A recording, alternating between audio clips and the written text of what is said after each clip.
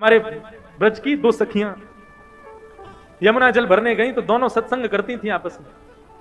दोनों आपस में कहे, बोले भैया हमने कन्हैया की कथा तो बहुत सुनी लेकिन कन्हैया कभी देखे नहीं है। दूसरी बोली, अरे कन्हैया पता हो कहां रहे? बोले कहां रहे? वो संतन के पास रहे कन्हैया। अच्छा, बोले कहां पे? वो संतन के संग झोली रहे ना, बस झोली में बैठो रहे अंदर कन्हैया। अच्छा, कब मिलेगो हमें, कब दर्शन देगो झोली से निकल के?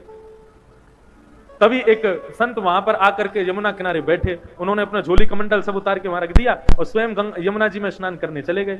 अब तो दोनों सखी बोली, बोले भैया या की कमंडल या की झोली में जरूर कन्हैया बैठे होंगे, चल चल के दर्शन करें। बोले कहीं संत निकल के नहीं आ जाए। बोले अरे जितने में आवेगो इतने तो हम देख के वाकू भाग जाएंगे। अब संत की झोली खोली, झोली में खूब सारे ग्रंथ निकले, ग्रंथों को निकाला, आदि आदि सब निकाले। नन्हे से डिब्बे में डिब्बा खोल करके देखा, डिब्बे में से कपड़ा हटाया तो लड्डू गोपाल उसमें विराजमान। अब तो सखियां दोनों आपस में, देख देख गोपाल जी, देखी बैठो कन्हैया। अरे बहन कितना सुंदर है कन्हैया। नन्हे से गोपाल जी हाथ में माखन लेके बैठे, लड्डू गोपाल। बोली सुन सुन, डिब्बा में बैठे, जल्दी बाहर निकाल। अब जैसे ही बाहर निकाले तो दूसरी सखी बोली, देख कन्हैया डिब्बा में बैठे बैठे उनके हाथ पांव कैसे सिकुड़ गए हैं। अब लड्डू गोपाल के तो हाथ पांव ऐसे ही रहते हैं, लेकिन गोपी का भाव कैसा? बोले देख हाथ पांव डिब्बा में बैठने से सिकुड़ गए इनके।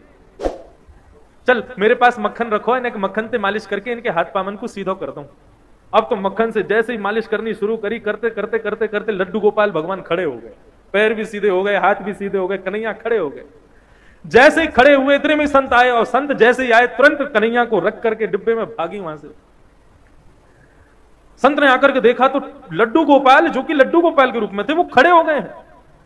संत ने तो कहा कि अब उन सखी रुकती तो उनको प्रणाम करता, वो तो चली गई। प्रभु आज आपने बड़ी कृपा करी, आपने ऐसा चमत्कार दिखाया, आज ऐसे स्वरूप में दर्शन दिए।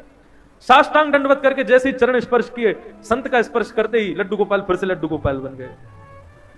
संत के नेत्रों से आंसू बहने लगे, 2-4 घंटे रोता ही रहा। बोले प्रभु उन सखियों को यह तक नहीं पता कि आपके भोग के लिए मंत्र क्या बोलना चाहिए, आपका स्पर्श कैसे करना चाहिए, आपका भोग कैसे लगाना चाहिए। ऐसे अबोध उन सखियों के भाव से आप सीधे हो गए, और मैं जिसने आपकी प्राप्ति के लिए घर छोड़ा, परिवार छोड़ा, सब कुछ छोड़ के सन्यासी बना, मेरे स्पर्श करते आप फिर से लड्डू गोपाल बन गए, क्यों? आपको मैं प्रिय नहीं हूं? भगवान बोले अब तो बोलना ही पड़ेगा। तुरंत गोपाल जी बोलने लगे, बोले देखो हम आपके पास रहते हैं क्योंकि आप भाव से हमारी सेवा करते हो, लेकिन आप सदैव हमको मूर्ति मानते हो। उन सखियों ने हमको मूर्ति नहीं माना, इसलिए हम खड़े हो गए।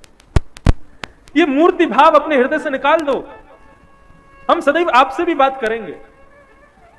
भागवत में आदि ग्रंथों में कितनी जगह कहा गया है कि अपने घर में अविराजित अपने लड्डू गोपाल को कभी मूर्ति नहीं समझना चाहिए, वो साक्षात ठाकुर जी, साक्षात कन्हैया।